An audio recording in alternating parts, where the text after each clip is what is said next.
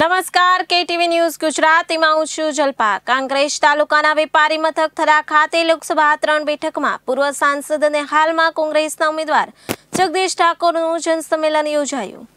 થરા ખાતે કોંગ્રેસ દ્વારા યોજાયેલ જન આશીર્વાદ સંમેલનમાં કાંકરેજ પૂર્વ ધારાસભ્ય ધારસીભાઈ ખાનપુરા વાવ, ધારાસભ્ય ગેગીનબેન ઠાકોર સિદ્ધપુર, ધારાસભ્ય ચંદજી ઠાકોર, ગોપાલસિંહ સોલંકી, પૂરણસિંહ વાઘેલા, ઈશ્વર દેસાઈ, હેમુભાઈ જોશી, પ્રમુખ કાંકરેજ કોંગ્રેસ અમજરજી ઠાકોર, ગુજરાત કોંગ્રેસ પ્રદેશ મંત્રી મયુદ્દીન ઉકાણી, મહામંત્રી લઘુત્તમ મોરચો તેમજ અન્ય પદાધિકારી હોદ્દેદારોની કોંગ્રેસના કાર્યકરો મોટી સંખ્યામાં ઉપસ્થિત રહ્યા હતા। ત્યારે કાંકરેજ તાલુકાના સમણવા ગામમાં સરપંચ રણસિંહ ભાજપનો ભગવો ઉતારી કોંગ્રેસમાં જોડાયા હતા અને પાટણ લોકસભા બેઠક ઉપર જગદીશ ઠાકોરને વિજયી બનવા માટેની તૈયારી દર્શાવી હતી।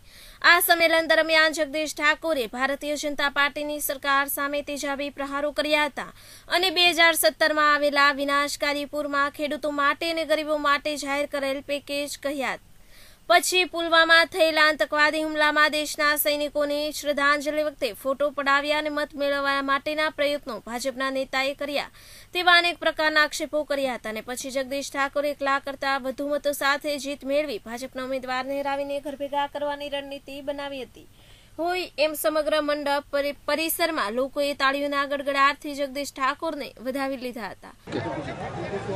આજની આ 3 પાટણ સંસદ સભાની કોંકરેજ તાલુકા વિધાનસભામાં જ્યારે આજે મિટિંગ મળેલી હતી તેમાં આપણા લોકલાડીલા આપ સૌના જગદીશભાઈ ઠાકોર, માનનીય ચંદનજી, માનનીય આપણા પૂર્વ ધારાસભ્ય શ્રી ધારુબા અને કોંકરેજ વિધાનસભાનું નેતૃત્વગણ અને તાલુકાની ટોટલ સમાજના આગેવાનો, કાર્યકરો અને કોંગ્રેસના વફાદાર મિત્રો સૌ સાથે મળી અને આજે ભવ્યથી ભવ્ય કોંકરેજ તાલુકામાં આજે મિટિંગનું આયોજન થયેલું અને એનાથી અમે સૌ કોંગ્રેસ પરિવાર અને કોંગ્રેસ તાલુકા પંચાયતના પ્રમુખ તરીકે હું પણ પોતે આજ ખૂબ ખુશ છું।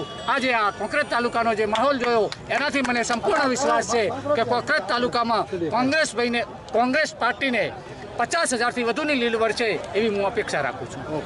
આજે ભાજપના જે સરપંચે છેડો ફાડી અને કોંગ્રેસમાં જોડાણા, જે સમણવાના સરપંચ અને હજુ ઘણા બધા મિત્રો જોડાવાના હતા પણ માનનીય શ્રી ઉમેદવારના થોડા પ્રોગ્રામ વધારે હતા એના હિસાબે જે બીજા જોડાવાના હતા, જે વિકાસની વાતો ભાજપ સરકાર કરે છે કે અમે વિકાસ કરી રહ્યા છીએ, પરંતુ હાલના જે સરપંચો કોંગ્રેસમાં જોડાઈ રહ્યા છે એના તરફથી હું કહી શકું કે જેટલો ભ્રષ્ટાચાર વધેલો છે, સરપંચોને કેટલો અન્યાય થતો હશે ત્યારે કોંગ્રેસનો સહારો લેતા હશે।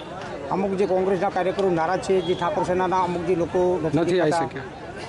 ઠાકોર સેના એ કોંગ્રેસનો પરિવાર છે, કોંગ્રેસની સાથે છે। અલ્પેશભાઈ પણ બોલેલા છે, અહીંથી અમારા ડીડી ઝાલેરા પણ અમારી સાથે છે। એ આવનારા સમયમાં આપ સૌ એક મંચ ઉપર આપ તમે અમને જોઈ શકશો। વાહ માય ડિયર ફ્રેન્ડ। પાટણ લોકસભાના કાંકરેજ ધારાસભા મત વિસ્તારની આજે કાર્યકરોની મિટિંગ હતી।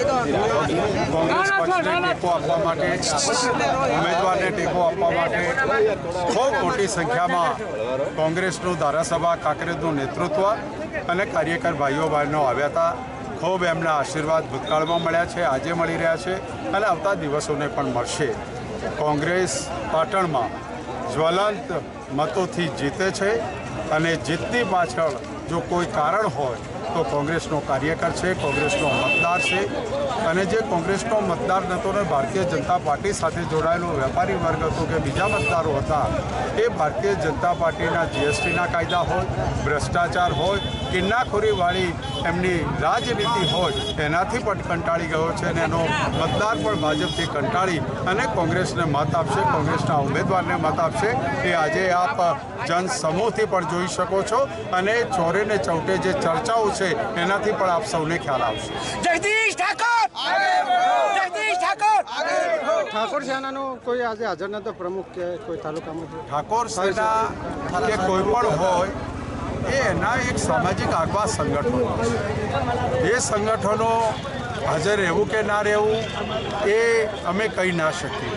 એ સંગઠનોએ નિર્ણય લેવાનો હોય છે અને આ કોંગ્રેસનું સંમેલન હતું, તાલુકા કોંગ્રેસનું સંમેલન હતું અને એની અંદર સમગ્ર ધારાસભા મત વિસ્તારનો નાનામાં નાનો કાર્યકરને મોટામાં મોટો આગેવાન હોય એ સંપૂર્ણતઃ બધા હાજર હતા અને આવતા દિવસોમાં પણ આ સંપ અને એકતા સાથે કોંગ્રેસ આગળ ચાલશે. આપ કયા મુદ્દા ઉપર ચૂંટણી લડવા જઈ? મારો મુદ્દો છે પાટણ, બનાસકાંઠા, ઉત્તર ગુજરાતમાં બેરોજગાર યુવાનો એ મારો પ્રથમ મુદ્દો છે.